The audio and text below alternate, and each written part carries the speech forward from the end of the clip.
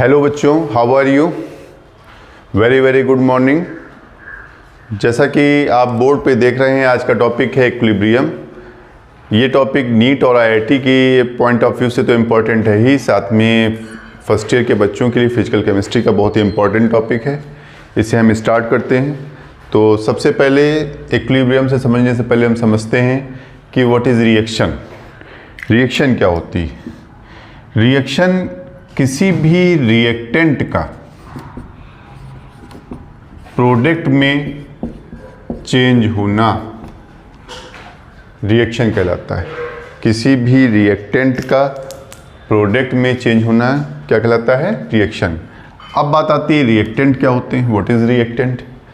वे substance जो किसी भी रिएक्शन में इनिशियली लिए जाएंगे, शुरुआत में लिए जाएंगे, उन सब्सटेंस को बोलेंगे रिएक्टेंट। और जो सब्सटेंस रिएक्शन में आफ्टर रिएक्शन बन के तैयार होंगे उनको हम बोलेंगे प्रोडक्ट। तो रिएक्टेंट से प्रोडक्ट का फॉर्मेशन क्या कहलाता है? कहलाता है रिएक्शन कहलाता है।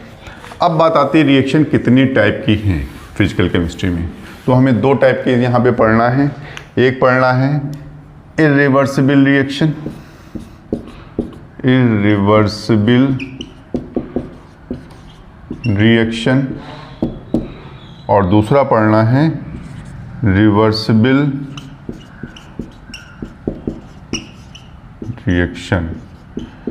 तो आप नाम से ही समझ रहे होंगे इरिवर्सिबल रिएक्शन क्या होती हैं। The reaction which proceed in one direction and reaches to completion are known as irreversible reaction। ऐसी अभिक्रियाएं जो केवल एक दिशा में चलती हैं और एक दिशा में ही चल के कंप्लीट हो जाती हैं, उन रिएक्शंस को हम बोलते हैं इरिवर्सिबल रिएक्शन। जैसे नंबर्स ऑफ रिएक्शंस हैं।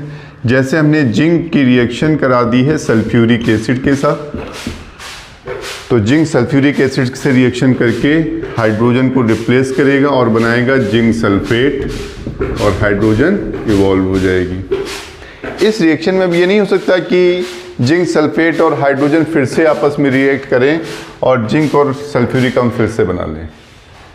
यानी ये रिएक्शन एक ही डायरेक्शन में चली और एक ही डायरेक्शन में जाकर के कंप्लीट हो गई।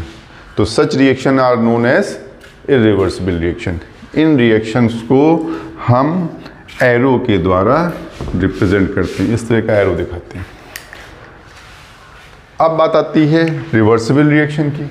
What is reversible reaction? Reversible reaction क्या होती हैं? The reaction which proceed in both direction, forward as well as backward both direction, and do not reaches to completion are known as reversible reaction.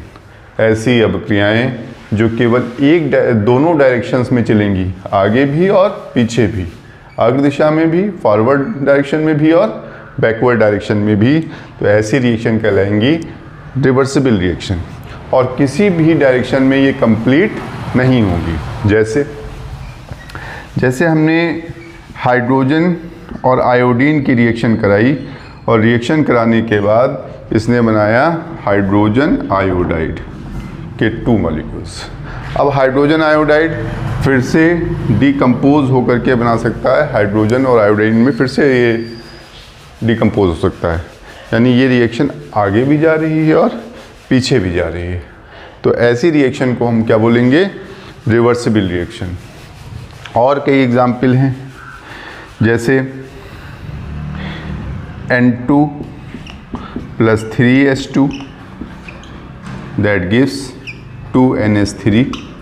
Nitrogen ने hydrogen से reaction करी और ammonia बनाया। Ammonia फिर से डिकम्पोज होकर के क्या बना सकता है? नाइट्रोजन और हाइड्रोजन। तो ऐसी रिएक्शन जिनमें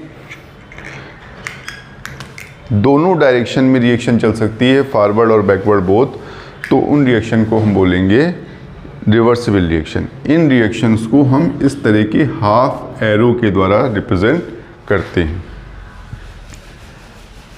क्लियर?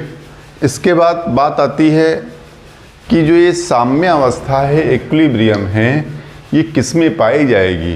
रिवर्सिबल रिएक्शन में कि इरिवर्सिबल रिएक्शन में? तो my dear students, irreversible reaction में ये साम्यावस्था देखने को नहीं मिलती है।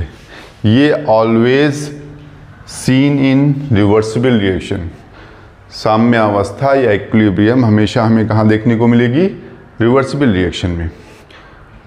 तो अब हम रिवर्सिबल रिएक्शन पे फोकस करते हुए पढ़ेंगे इक्विलिब्रियम या साम्यावस्था। तो स्टार्ट करते हैं साम्यावस्था।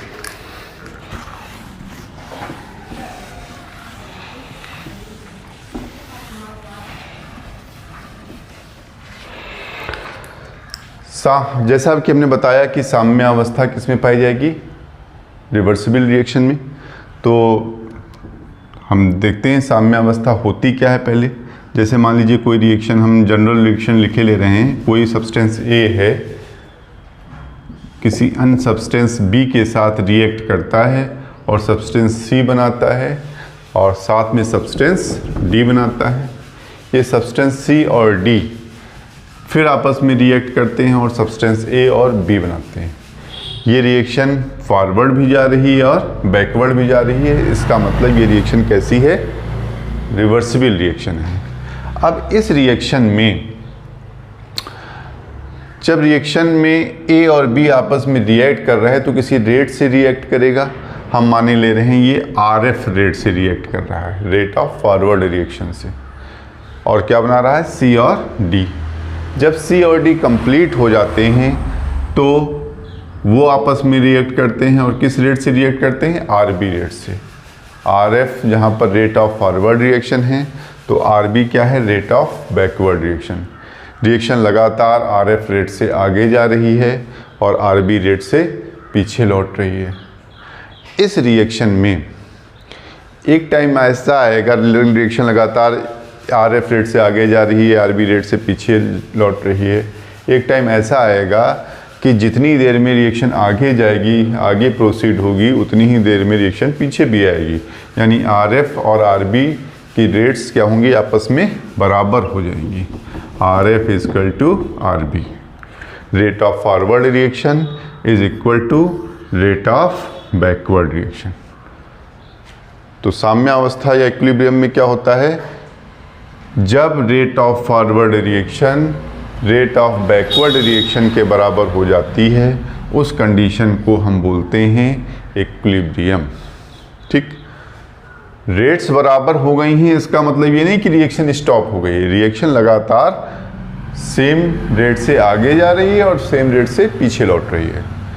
ठीक, इसके अलावा इनकी जो कंसंट्रेशन है, रिएक्टेंट की कंसंट्रेशन और प्रोडक्ट की कंसंट्रेशन क्या हो जाती हैं? समान हो जाती हैं। तो हम इनकी कुछ कैरेक्टरिस्टिक्स पढ़ेंगे। साम्यावस्था की कैरेक्टरिस्टिक्स क्या हैं?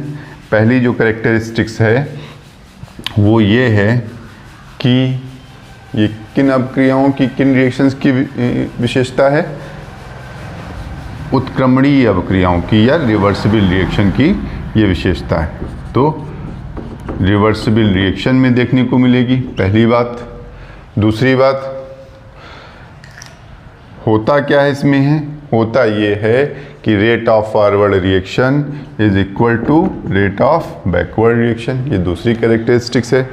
तीसरी कैरेक्टरिस्टिक्स, रेट्स बराबर हो गई हैं, इसका मतलब ये नहीं कि रिएक्शन स्टॉप हो गई है, रिएक्शन लगातार चल रही है। अर्थात ये कैसी स्टेट है? डायनेमिक स्टेट है। तीसरी बात, चौथी बात, इसमें रिएक्टेंट की कंसंट्रेशन प्रोडक्ट की कंसंट्रेशन के बराबर हो गई है। Concentration of reactant